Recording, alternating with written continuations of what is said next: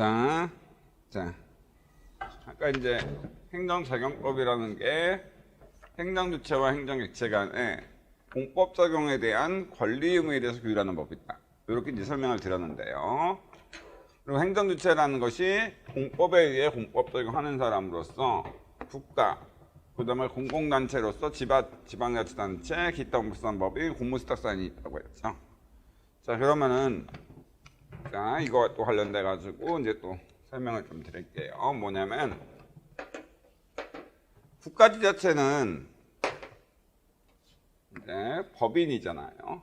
자연인인 경우에는 어떤 행위를 할 때 손이나 발, 입 이런 기관을 통해서 자연적으로 형성된 기관을 통해서 행동하는데, 법인은 자연적으로 형성된 기관이 없으니까 조직법에 의해서 그 자신의 손발에 해당하는 기관을 만들고 그 기관들에게 일정한 직무 범위, 바로 권한을 부여한다고 얘기했죠. 마찬가지로 국가나 지자체도, 지방자치단체도 법인이기 때문에 그 국가가 어떤 그 A라는 사람한테 운전면허 취소 처분을 하고 싶다.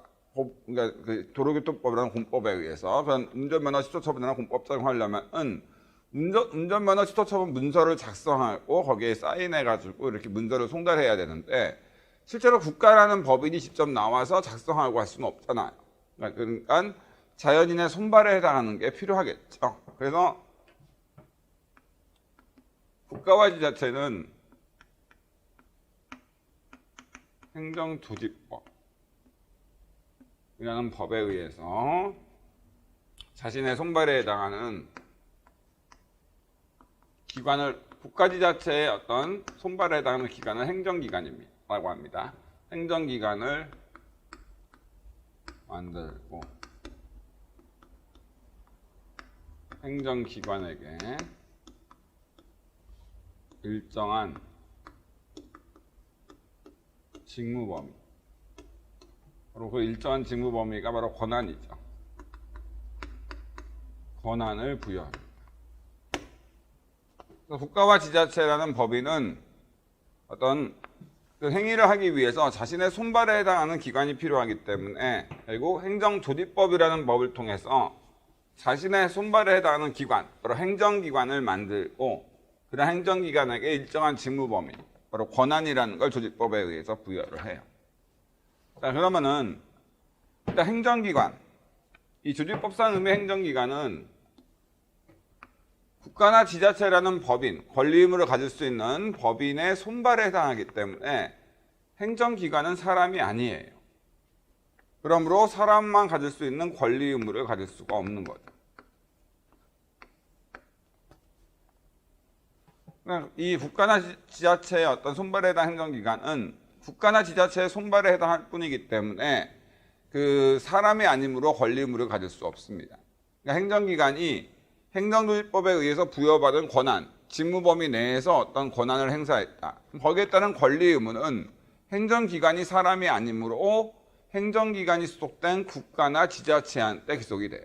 예컨대 세무서장이라는 행정기관이 1억 국세부가 처분을 했다.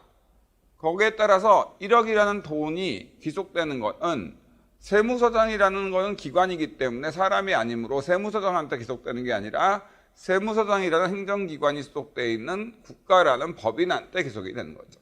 아시겠죠? 근데 이런 행정기관에는 또 여러 가지 종류가 있는데, 행정조직법상 어떠한 권한을 부여받았냐에 따라 가지고 행정기관에는 여러 가지 종류가 있는데, 그중에 이제 가장 중요한 행정기관으로서 국가지자체의 행정기관 중에 국가 또는 지자체의 의사결정 및 외부 표시 권한, 직무 범위. 특히나 이제 이게 핵심인데, 국가지자체의 의사를 결정하고 그 의사를 외부에 표시할 수 있는 권한, 바로 직무 범위를 부여받은 행정조직법에 의해서 행정기관 중에 국가지자체의 의사를 결정하고 그 의사를 외부에 표시할 수 있는, 바로 국민과의 관계에서 표시할 수 있는, 그러니까 그 국가나 지자체가 행하는 모든 문서에 명의자가 될 수 있는 권한, 외부 표시 권한이라는 게 운전면허 취소 처분 문서, 거기에 이제 맨 밑에 그 명의자가 될 수 있는, 그 이름이 써져 있을 수 있는 그러한 어떤 것을 외부 표시 권한이라 하는데, 이러한 권한이 부여되어 있는 이러한 행정기관은 우리가 행정기관 중에서도 행정청이라고 해요. 행정청은 행정기관 중에 국가지자체의 의사를 결정해서 그 의사를 외부에 표시할 권한이 있는 그러한 행정기관을 말합니다. 그래서 보통 속칭 우리가 기관장이라고 표현을 하죠. 기관장. 아시겠죠? 그래서 예를 들어서 서울시장은 서울시가 어떤 그 공무원을 채용할지 안 할지에 대한 서울시라는 법인의 의사를 결정해서 이거를 그 외부에 표시해서 어떤 특정된 사람들에 대한 서울시 공무원으로 임명하는 그러한 행위를 할 수 있는 권한이 서울시장이라는 행정청한테 부여돼 있어요. 아시겠죠? 그래서 실제로 국가나 지자체가 하는 모든 행위들은 바로 국민과의 관계에서 보면은 행정청이 결정해서 외부에 행정청 명의로 표시가 됩니다. 아시겠죠? 자, 그랬을 때 그럼 이런 행정청에는 뭐가 있느냐라고 했을 때 거기다 있으니까 그냥 얘기만 할게요. 프린트에 다 있으니까. 실제로 국가의 의사를 결정해서 국가의 의사를 외부에 표시할 수 있는 권한이 부여된 그러한 국가행정청으로서는 대통령, 국무총리, 부처청장, 한마디로 그 행정각부장관, 그다음에 법제처, 보훈처 같은 거 있죠. 거기에 대한 처장, 그다음에 청, 바로 이제 경찰청, 검찰청, 그다음에 병무청, 국세청 이런 각 청장, 그다음에 각 지방청장, 서울지방국세청장, 서울지방병무청장, 서울지방 그 경찰청장, 서울중앙지검장 이런 그 각 지방청장들 이런 것들이 바로 국가라는 법인의 의사를 결정해서 외부에 표시할 권한을 부여받은 행정청이 됩니다. 간단하게 말씀드리면 실제 실권은 그 대통령 비서실장이 지거나 예를 들어서 또 그리고 그 검찰총장이라는 게 있고 아시는 바 있는데 그 대검차장이라는 그 자리, 검찰총장이 아니라 대검차장이라는 자리와 그 다음에 서울중앙지검장이라는 자리를 비교했을 때 대검차장이 높아요. 직급상으로 봤을 때는. 아시겠죠?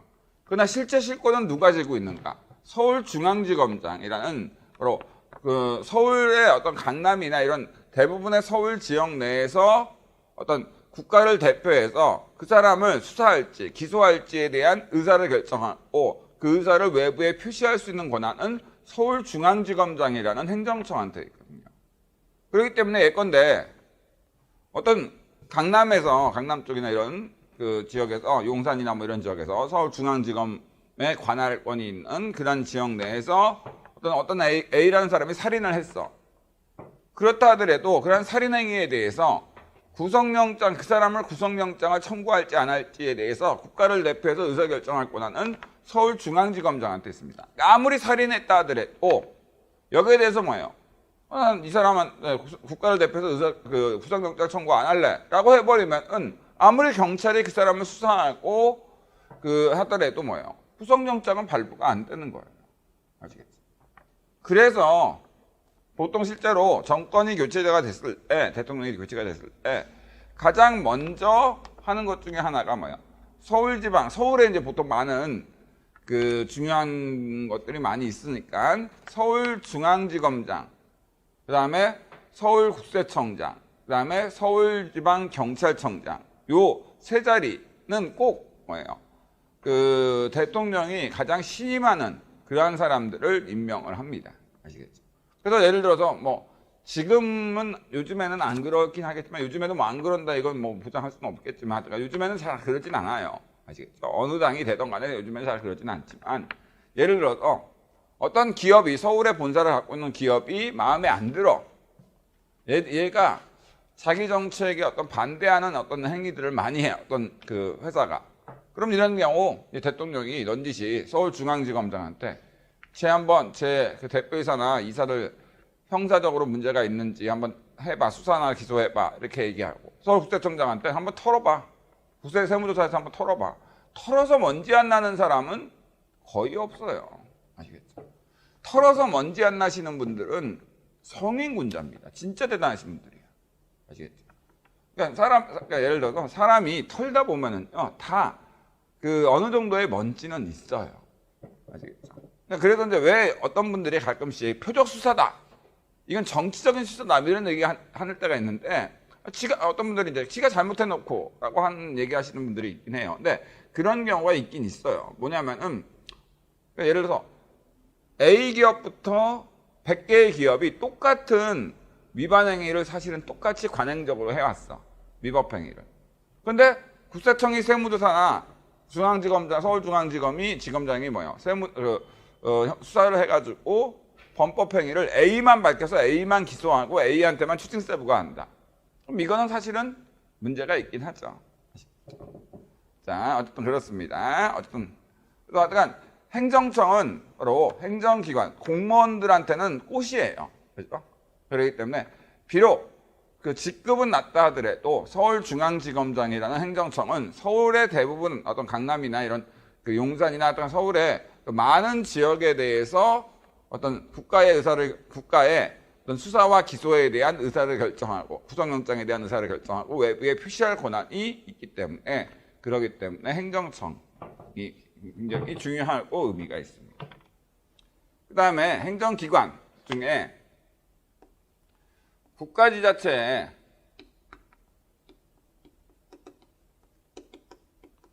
의사만 결정, 외부에 표시할 권한은 없고 의사를 결정할 권한만 부여받은, 그러니까 국민관계에서 어떤 그 문서의 명의자가 될 수 있는 권한은 없고 바로 국가지자체의 의사만 결정할 수 있는 권한이 있는 그런 행정기관을 바로 우리가 행정기관 중에서도 의결기관이라고 합니다.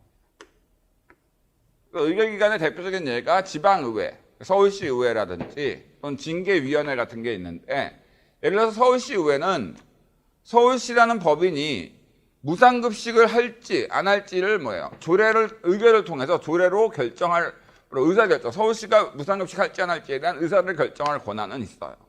단지 이거를 외부에 표시할 권한은 없기 때문에 서울시의회한테, 지방의회한테는 의결기관에 불과하기 때문에 외부 표시 권한은 행정청한테 있으므로, 그러므로 바로 그런 경우 무상급식 조례를 제정했다 하더라도 그거를 외부에 공포하는 거는 외부 표시 권한이 있는 행정청, 바로 서울시장 또는 교육과 관련된 조례라면 서울시 교육감 명의로 공포됩니다. 그리고 참고로 지방자치단체 행정청으로는 지자체 장과 교육감 빼고는 없어요.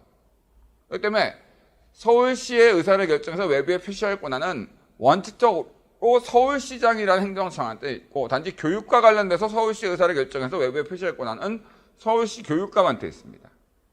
그러므로 서울시의 그 1년 엄청난 몇십 조에 해당하는 그 서울시의 1년 예산에 대해서 쓸지 안 쓸지, 어디에 쓸지, 또 어떻게 쓸지, 또 공무원들을, 서울시에 수속되어 있는 공무원들을 임명할지 파면할지 승진시킬지, 여기에 대한 모든 의사결정이 외부 표시 권한은 서울시장한테 있어요. 단지 교육 관련된 그 서울시 의사를 결정하고, 그다음에 교육 공무원들에 대해서 서울시에 수속되는 바로 서울시에 수속되는 그러니까 국립은 국가가 직접 운영하는 거니까 공립은 지방자치단체가 운영한다고 했죠.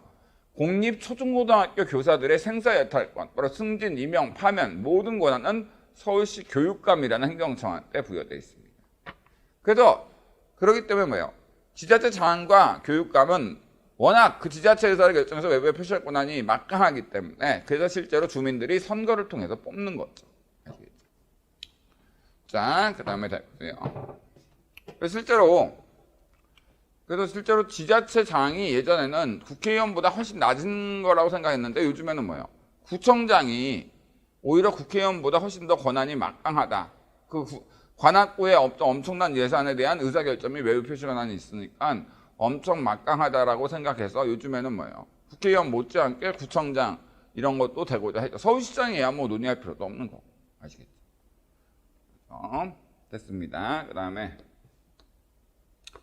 행정청의 업무를 옆에서 도와줄 권한밖에 없는, 보조나 보좌 권한밖에 없는 이러한 국가기관을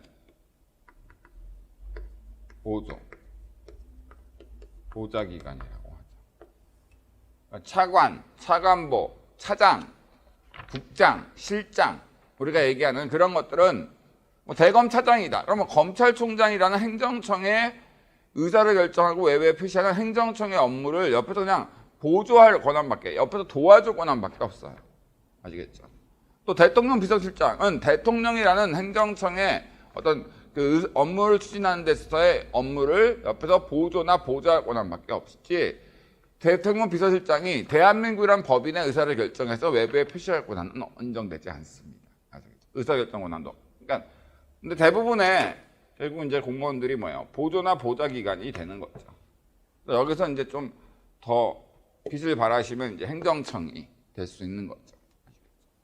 이것만 이제 뭐 집행기관 뭐 이런 집행권한 자문기관 뭐 자문권한이 있는 자문기관도 있는데, 실제로 그냥 의미가 있는 거는 이건데, 이 중에서도 실제로 뭐예요? 의미가 있는 거는 요 행정청이다. 왜? 국가나 지자체가 행하는 모든 문서는 국민과 관계에서 국민한테 발령되는 모든 어떤 행위들의 어떤 외부 명의자, 국민과 관계에서의 어떤 문서 명의자는 결국 외부 표시 권한이 있는 행정청 명의로 나오니까, 여러분들이 운전면허증이나 여러분들이 갖고 있는 주민등록증 보시면 뭐예요? 어떻게 돼 있어? 맨 밑에 서울특별시 관악구청장 또는 서울지방경찰청장, 이렇게 행정청의 명의로 표시되어 있죠. 자, 그렇게 보시면 됩니다. 국민과 관계에서 의미가 있는 것은 이렇게 행정청, 행정기관 중에서도 국가지자체 의사를 결정해서 외부에 표시할 권한이 있는 행정청이 바로 국민과 관계에서 의미가 있다. 그렇게 보시면 되겠죠. 자, 그러면은 이제 행정조직법은 별로 어렵지 않겠죠. 바로 국가지자체 손발에 해당하는 행정기관을 만들고 행정기관에게 권한 부여하는, 그 법의 내용이 형태가 그 행정법, 공법의 내용이 형태가 무엇이든 국가지자체의 손발인 행정기관을 만들고 그 행정기관에게 일정한 직무 범위, 바로 권한을 부여하는 법, 이게 행정조직법입니다. 그래서 대표적으로 정부조직법은 대한민국이라는 국가라는 법인 밑에 있는 행정기관들의 어떤을 만들고 그 행정기관들한테 일정한 직무 범위를 부여하고 있죠. 그래서 바로 그 정부조직법은 대표적인 행정조직법이 되는 겁니다. 그래서 앞에서도 얘기했지만 새롭게 만들어진 행정기관으로서 이제 고위공직자 비리수사처 같은 기관이 있는 거죠. 아시겠죠? 이런 행정조직을 어떤 식으로, 이 행정조직법에 의해서 행정조직을 어떤 식으로 행정기관들을 만들고 그 행정기관들에 대해서 어떤 권한을 부여해서 상호 견제나 이런 균형을 통해 가지고 어떻게 어떤 국가 행정을 잘 하느냐, 여기에 대해서 배우는 게 바로 뭐예요? 행정학이라는 학문이죠. 아시겠죠? 여러분들 행정학을 배우시면은 이제 그런 것들을 상세히 여러분들이 배우시게 될 거예요. 아시겠죠? 항상 권력, 권한이 막강해지면은 항상 부패는 이루어질 수밖에 없어요. 아시겠죠? 누차 말씀드리지만 성인군자가 아닌 이상 자기한테 권한이, 막강한 권한이 부여됐어. 근데 이 권한에 대해서 권한 행사를 마음대로 하더라도 누가 통제를 못해. 그러니까 통제받지 못한 권력, 권한은 결국은 뭐예요? 그 부패로 할 수밖에 없어. 왜? 권한 행사에 잘못, 그냥 이상하게 권한 행사해 봤는데 여기에 대해서 어느 누구도 통제를 못해. 그럼 해보니까 괜찮거든. 그러니까 계속 하게 돼요. 아시겠죠? 그렇기 때문에 이런 권한을 잘못 남용했을 때 거기에 대해서 뭐예요? 다른 기관들이 통제할 수 있는 방안을 만드는 게 필요한 거죠. 아시겠죠? 그래서 옛날에는 이제 검사나 판사와 같은 어떤 고위공직자들의 어떤 잘못된 권한 행사나 이런 부분에 대해, 위법한 범법 행위에 대해서 통제할 수 있는 어떤 그 기관이 없었기 때문에, 그래서 이제 검찰이나 이제 법원 판사들이 어떤 실제로 불법 행위를 저지른다 하더라도 거의 처벌되지가 않으니까, 이것 때문에 일반 공무원들은 그냥 조금만 뇌물 잘못 먹으면 바로 처벌되고 형량도 굉장히 높은데, 공무원, 그러니까 판사나 검사는 실제로 그런 경우가 되더라도 처벌 안 되는 경우들도 있었거든. 이런 것들의 문제가 있어서 이제 고위공직자 비리수사처라는 기관이 새롭게 조직법 개정을 통해서 만들어졌고, 그 기관한테 뭐예요? 바로 고위공직자, 판사, 검사와 같은 고위공직자에 대해서 수사와 기소할 수 있는, 형사소송을 제기할 수 있는 권한이 조직법에 의해서 부여된 거라고 보시면 됩니다. 자, 그럼 됐고요. 그럼 행정구제법. 행정구제법은 그냥 행정주체와 행정객체라는 사람 간에 공법작용에 대한 권리의무 다툼이 있을 때 그러한 권리의무 다툼, 행정주체, 행정객체 간에 공법작용에 대한 권리의무 다툼을 해결하는 절차에 대해서 규율하는 법이라고 보시면 돼요. 그래서 행정소통법과 예컨대 행정심판법이 있다. 이런 식으로 예로서 이렇게만 알아두시면 됩니다. 자, 됐습니다. 그러면은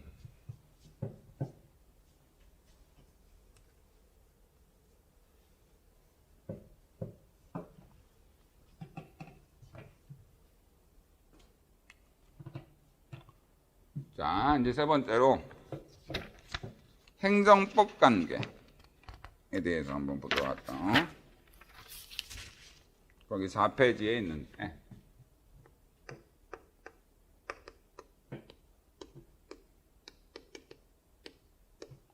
행정법 관계.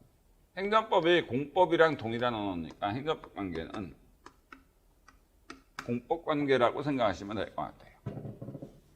그럼 행정법 관계, 그리고 공법 관계는 뭐냐? 보통 법률 관계라는 게 사람과 사람 간의 권리 의무 관계인데 행정법 관계, 그리고 공법 관계는 행정주체라는 사람과 행정객체라는 사람 간의 어떤 공법작용, 또는 행정작용이라고도 하는다든가 공법작용에 대한 공법 영역에서 형벌을 제외한 모든 행위인 공법작용에 대한 권리 의무 관계.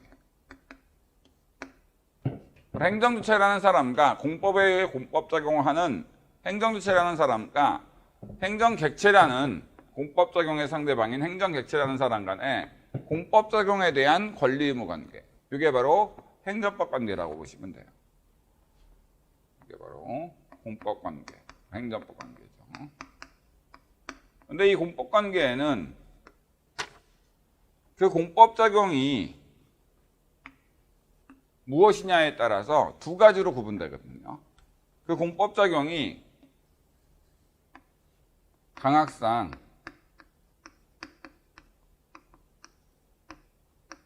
행정 행위다. 그 공법 작용이 강학상 행정 행위야. 그래서 행정주체와 행정객체 간의 공법 작용 중에서 강학상 행정행위에 대한 권리 의무 관계.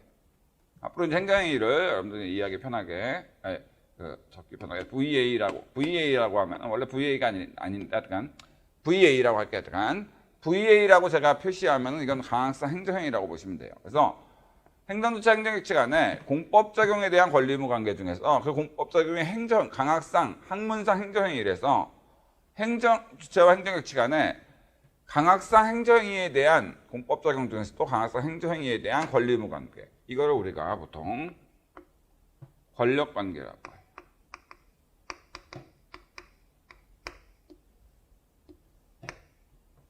그리고 그러한 공법 작용이 강학상 행정행위가 아니라 비권력 작용이에요.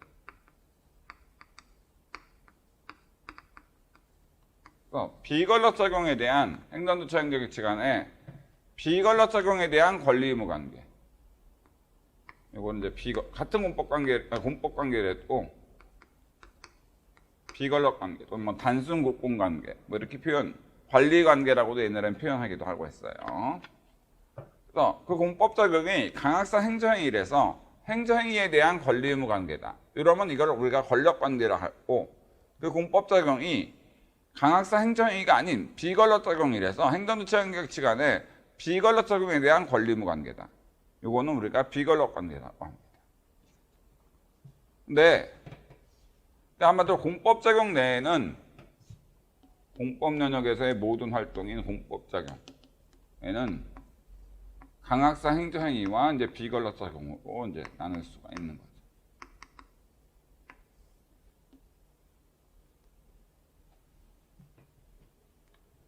자, 그러면 이 중에 실제로 비권력 작용은 올해 뭐 공법상 계약이 한 10점 정도라고 해야 되죠. 10점 정도로 나왔다고 볼 수 있는데 비권력 작용은 거의 잘 안 나와요. 아시겠죠? 그렇기 때문에 비권력 적용은 거의 안 나오므로 그 비권력 관계는 잘 안 나오고 권력 관계 중심으로 나온다고 보시면 되는데. 그러면 어차피 참고로 이제 또 죄송합니다. 그럼 실무적으로 비권력 적용이 뭐냐라고 하면 금전 출납, 그러니까 금전을 지급하거나 또는 뭐 권고, 요망, 요청 같은 행정 지도하는 것을 얘기하는데 지금은 여러분들이 자세히 볼 필요는 없긴 해요. 중요한데 요거는 중요해. 시험 문제에서 대부분 나오는 게 행정행위의 성질을 지니는 것들이 시험 대부분 나오니까 강학사 행정행위라는 건 중요한데 강학사 행정행위가 뭡니까? 학문상 학자분들이 개념 정의한 행정행위라는 것이 과연 뭡니까? 네. 이렇게 보시면 돼요. 강학사 행정행위는 이렇게 보시면 돼요. 예를 들어서 행정주체가 자신의 손발 중에 자신의 의사를 결정해서 외부에 표시할 권한 있는 행정청을 통해서 행정객체 어떤 국민에게 실무상 수십만 개의 공법 작용을 한단 말이에요. 뭐 강제격리 조치, 뭐 철거명령, 조세부가 처분, 뭐 그야말로 하루에만 하더라도 수십만 개의 공법 작용이 이루어져. 근데 이 실무상 이루어지는 수십만 개의 공법 적용, 공법 영역에서의 모든 활동 중에 실무상 어떠한 용어로 쓰이던 5가지 개념 지표를 모두 갖추고 있다. 그럼 우리는 그거를 강학사 행정행위라고 해요. 그리고 그러한 행정행위와 관련된 행정주체 행정객체 간의 권리 의무 관계를 권력관계라고 지칭합니다. 그러면 실무상 어떤 용어로 쓰이던 그러한 공법 적용 행위가 강학사 행정행위가 되기 위해서는 첫 번째, 일단 행정청의 행위여야 돼요. 이건 두 번째, 그 공법 적용이 행정청 행위라더라도 구체적 규율이어야만 행정행위가 될 수 있습니다. 그러니까 만약 행정청인 대통령이 한 행위라 하더라도 그 규율이 일반 추상적 규율이다. 고용노동부 장관이라는 행정갑부 장관, 행정청이 했다 하더라도 최저임금고시처럼 어떤 특정된 고유한 이름에 대한 규율이 아니라 불특정한 사건에 당내 반복적으로 규율하는 거였다.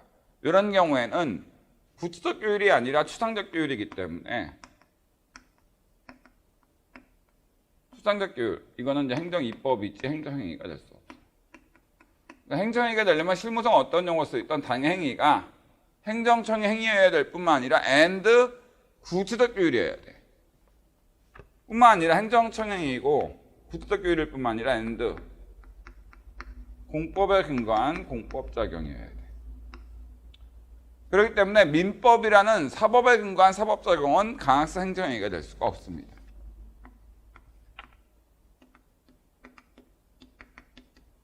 사법작용. 있어 보이려고 한문으로 써봤습니다. 예를 들어서 조달청장이 어떤 공무원들이 필요한 그 노트북에 대해서 주식회사 삼성전자랑 예를 들어서 노트북 10,000대에 대한 물품 공급 계약이라는 계약을 체결했다. 근데 이때 이 계약은 조달청이라는 행정청이 했고 어떤 특정한 노트북, 고유한 이름이 있는 노트북에 대해서 이렇게 하는 거지 장래 불특정한 사건에 반복적으로 규율하는 것이 아닌 고유한 이름에 있는 것에 대한 규율이니까 구체적 규율이야. 근데 그것이 행정행위라고 얘기할 수 없는 이유는 그거는 공법인 행정법 영역에서 이루어진 것이 아니라 민법인 사법에 의해서 바로 사법 영역에서 물품 공급 계약이라는 사법상 계약을 체결한 거거든. 이건 사법작용을 한 거란 말이에요. 그렇기 때문에 그때 물품 공급 계약은 비록 행정청의 구체적 행위이긴 하지만 공법 영역에서 활동, 공법 작용이 아니므로 강학사 행정행위가 될 수 없죠. 그 다음에 네 번째, 국민의 법률 요건에 해당해서 국민의 권리 의무 변동을 일으키는 행위예요. 그러니까 법률 요건에 해당하는 행위라서 효과로서 국민의 권리 의무 변동을 일으키는 행위. 이것만이 행정행위가 될 수 있어요. 그러므로 행정청이 구체적인 규율로서 공법 면역의 활동을 했다 하더라도 국민의 권리 의무 변동을 일으키지 못하는 순수한 사실행위. 요거는 바로 행정행위가 될 수 없는 거죠.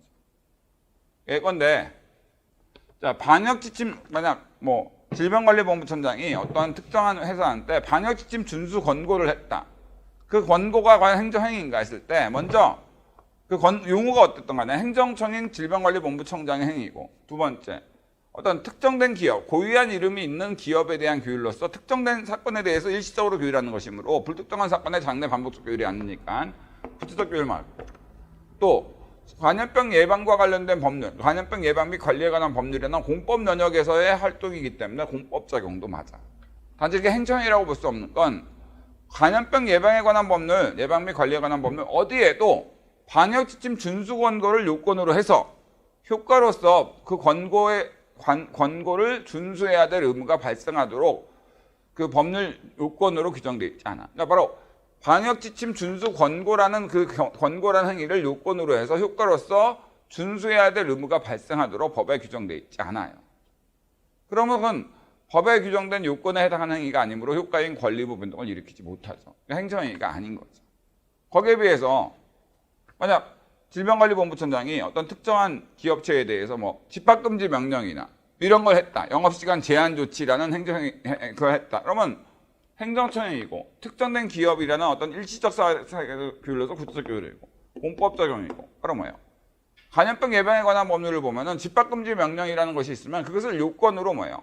바로 그 업종에 해당하는 그 사람들에 대해서 뭐예요? 집합을 하지 말아야 될 의무가 부과되고, 그러한 의무를 위반했을 때는 처벌되도록 법에 돼 있단 말이에요. 그러니까 집합금지 명령은 그것을 요건으로 해서 법에서 효과로서 권리부 변동, 바로 기존에 없던 집합을 하지 말도록, 그러니까 집합을 하지 말아야 될 의무를 새롭게 부과시키기 때문에 법에 그렇게 규정되어 있는 행위니까 행정행위가 될 수 있는 겁니다. 마지막으로 권력적, 단독해. 그러니까 우월한 지위에서 일방적으로 하는 행위여야 돼요.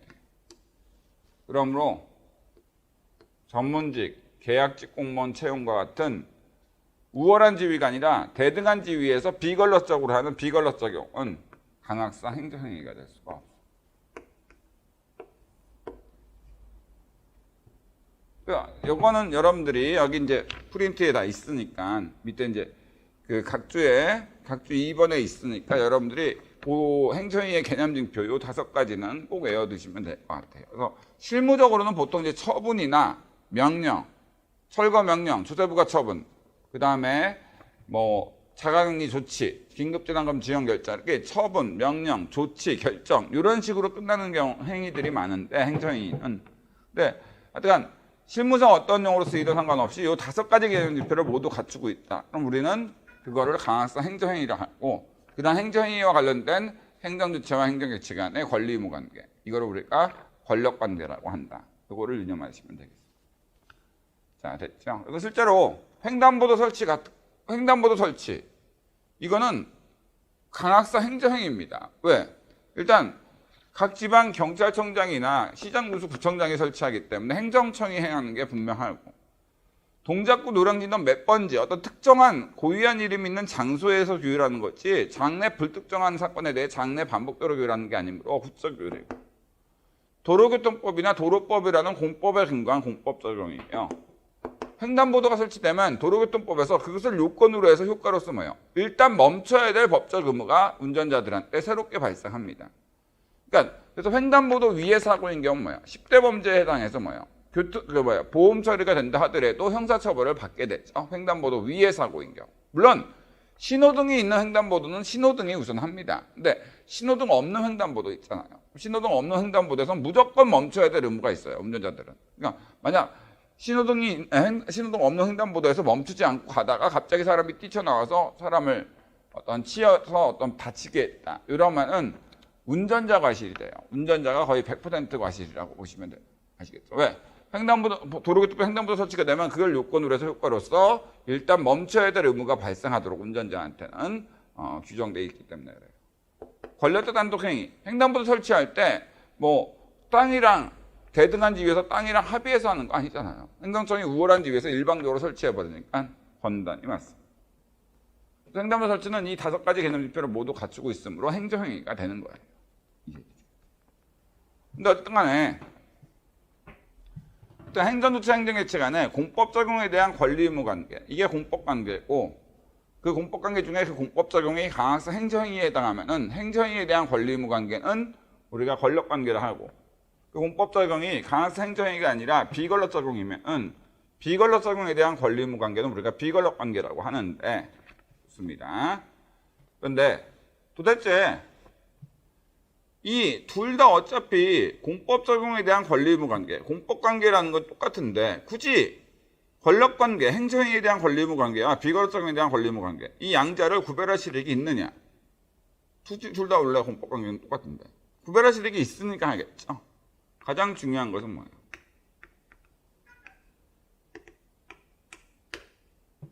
바로 행정행위에는 공정력이 있지만 비권력 관계에는 공정력이 없다. 이게 굉장히 중요하다고 보시면 돼요. 행정행위에는 공정력이 인정되는데 비권력 적용에는 공정력이 없다. 그럼 이제 공정력이 뭡니까? 행정행위, 바로 권력 관계에만 인정된 효력으로서 공정력이 뭡니까? 이게 이제 중요하겠죠. 자,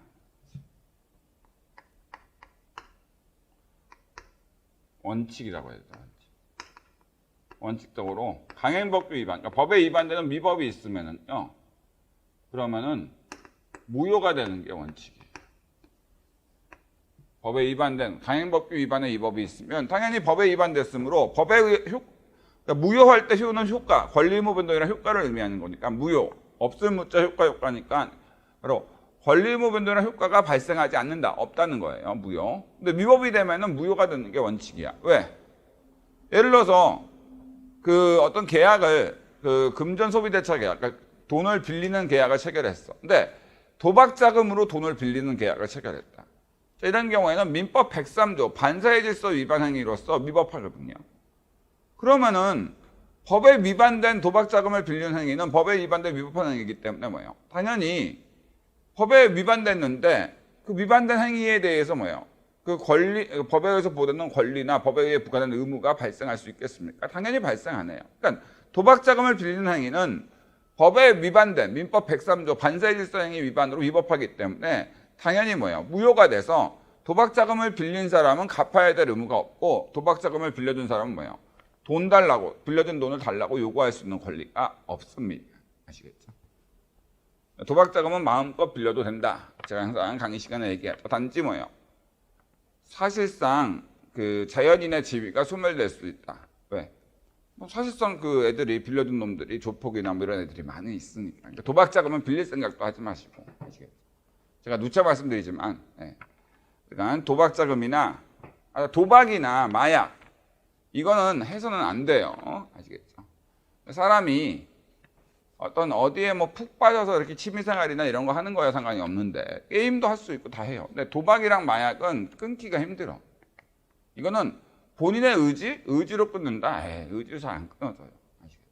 왜냐하면 이거는 뇌에서 이게 나오는 거. 특히나 마약은 그래요. 마약은. 그러니까 마약을 끊기가 힘든 이유는 마약을 한번 하면은 뭐예요? 너무 아프니까 안 하면.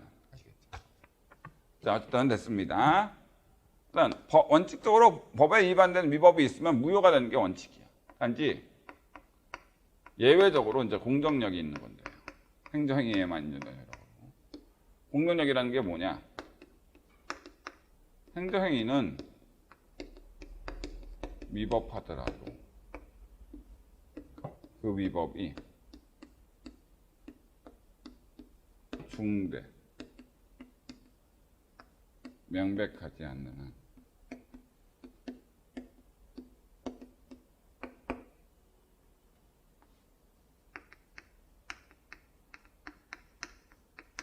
권한 있는 기간이 취소하기 전까지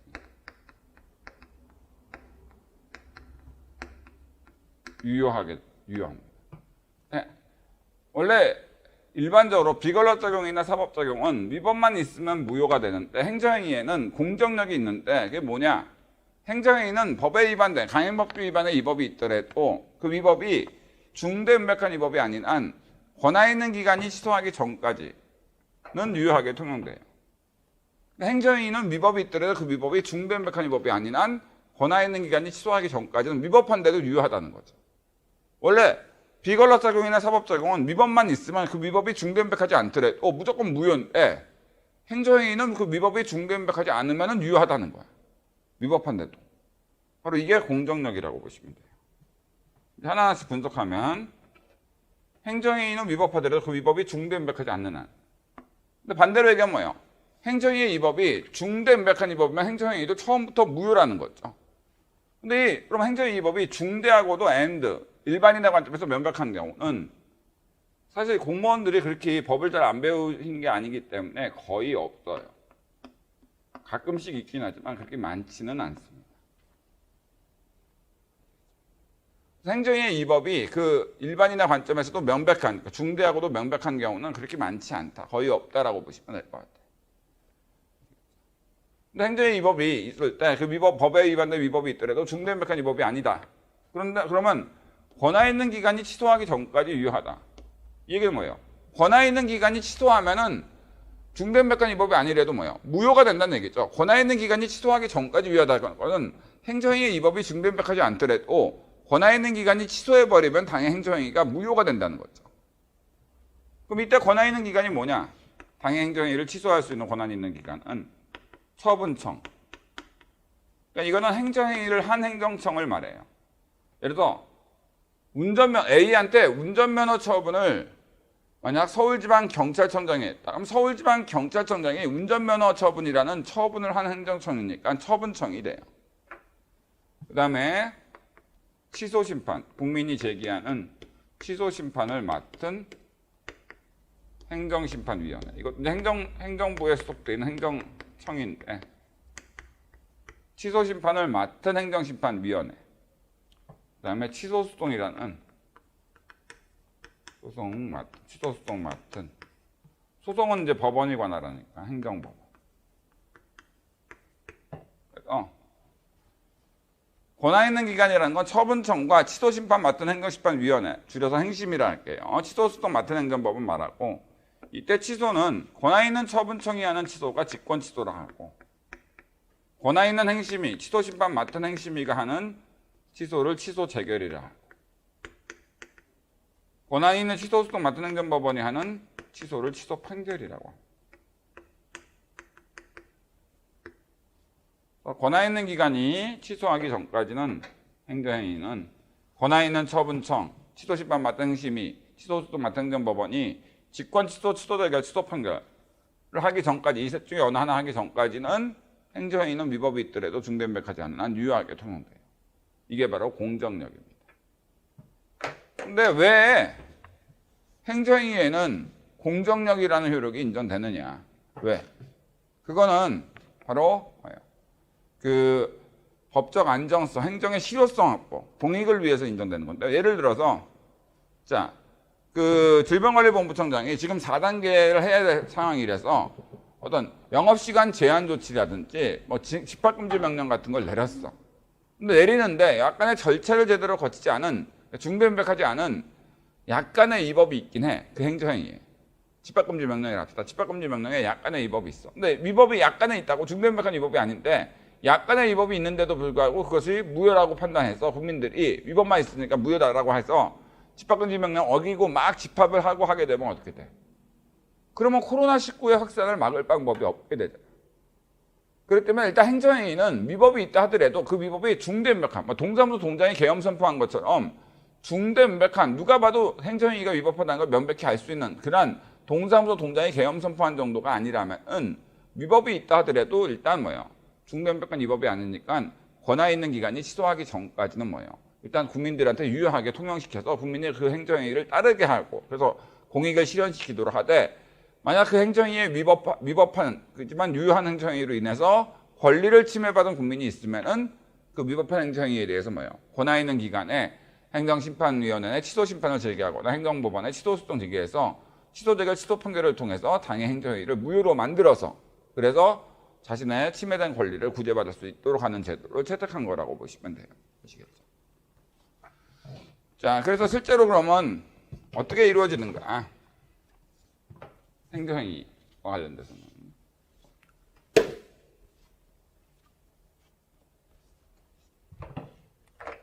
예를 들어서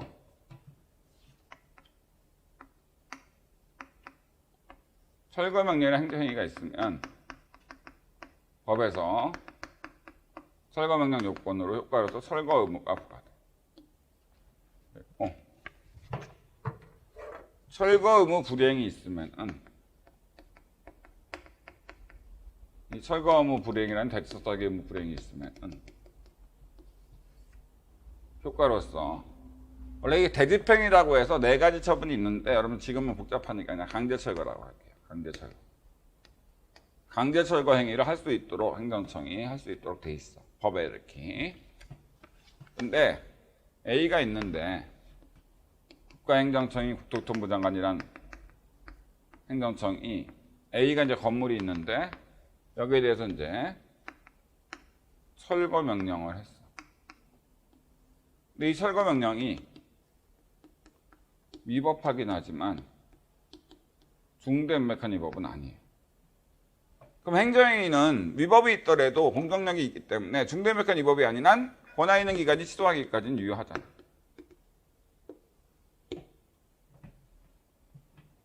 그런데 A가 철거 명령 위법하니까 건물 철거 안 해도 되겠지라고 철거를 안 하는 거야. 행정청이 A의 건물에 대해서 강제 철거 행위를 했다. 이때 이 강제 철거 행위가 과연 위법한가 했을 때 이 강제 철거 행위는 당연히 적법해요. 왜? 철거 명령 위법한데 강제 철거가 적법하다고요? 네, 맞아요. 왜? 자, 비록 철거 명령이 위법하더라도 중대인맥한 위법이 아니면 뭐예요? 권한 있는 기간이 취소하기 전까지 행정행위니까 공정력이 있으니까 유효하죠. 그럼 철거 명령이라는 요건이 존재하잖아. 있을 일자니까. 그러니까 효과인 철거 의무가 발생했고, 그럼 철거 의무 불이행이라는 요건이 존재하니까 강제 철거는 적법한 행위가 되는 거죠. 이 사람은 철거 명령이 위법한데도 불구하고 뭐예요? 적법하게 강제 철거될 수밖에 없게 돼요. 이 사람이 건물 철거를 막기 위해서는 어떻게 했어야 돼? 강제 철거라는 이 행위를 막기 위해서는 요건인 강제 철거를 하기 위한 요건인 철거 의무 불이행을 없애야죠. 그럼 철거 의무 불이행을 없애려면 뭐야? 요건으로 철거 명령이라는 행정행위를 없애버려야죠. 그러니까 권한 있는 행정법원에 철거 명령에 대한 취소 소송을 제기하거나 또는 권한 있는 행정심판위원회에 취소 심판을 제기했어야죠. 그래서 여기서 취소 판결을 받던 또는 취소 재결을 받던 둘 중에 뭐 어느 하나만 제기할 수도 있고 둘 다 제기할 수도 있고 이건 선택의 문제인데, 근데 보통 이제 행정심판은 그 행정심판위원회라는 담당 기관이 같은 행정부에 소속된 행정청이다 보니까 객관적으로 판단을 안 하는 경우도 좀 있어요. 그래서 보통 국민들은 법원이라는, 왜냐면 법원은 판사가 당해 행정행위를 한 국토교통부 장관과는 별개의 국가기관인 법원이라는 사법부에 소속돼 있으니까 행정부에 소속돼 있지 않으니까 객관적 입장에서 판단하거든. 그래서 보통 취소소송도 얘기하긴 하지만 어쨌든 둘 중에 어느 하나를 제기해서 이 중에 취소 재결이든 취소 판결이 나오게 되면은 당해 행정행위는 뭐예요? 당연히 무효가 되고, 철거 명령이 무효가 되니까 권한 있는 기간 취소하기까지 유효한데 권한 있는 기간 취소했으니까 무효가 돼. 그럼 철거 명령이라는 요건이 없으니까 효과인 철거 의무 불이행 없고, 그럼 철거 의무 불이행 없이 한 강제 철거는 당연히 위법하니까 강제 철거를 못하게 되겠죠. 이런 식의 메커니즘으로 국민의 권리 구제가 된다. 그렇기 때문에 그래서 실제로 국민들이 만약 이게 비권력 적용이면은 위법만 있으면 바로 무효, 중대인맥하지 않더라도 무효가 돼. 그러니까 굳이 뭐 소송 제기 안 해도 돼. 그런데 이게 만약 행정행위라고 하면은 뭐야? 위법하더라도 중대인맥한 위법이 아니라면은 공정력에 의해서 유효하게 통용되니까 유효하니까 빨리 국민은 권한 있는 기간에 이 위법한 행정행위, 위법하지만 유효한 행정행위로 권리를 침해받은 국민은 빨리 권한 있는 기관인 행정법원이나 행정심판위원회에 취소소송과 취소심판을 제기할 필요가 있게 되는 거죠. 참고로 여기 권한 있는 기관에 처분청의 직권취소도 있는데 왜 이거는 구하지 않습니까? 라고 하는데 국토교통부 장관이 자기가 내린 행정행위가 스스로 위법하다고 판단해서 처분청의 국토교통부 장관이 직권취소하는 경우는 실무상 그렇게 거의 없어요. 그렇기 때문에 실제로 가능성이 높은 요구를 제기한다고 보시면 됩니다. 이해되시겠죠? 자, 그러면은 10분 정도 쉰 다음에 또 나머지 진도 나가도록 할게요. 10분만 쉬겠습니다.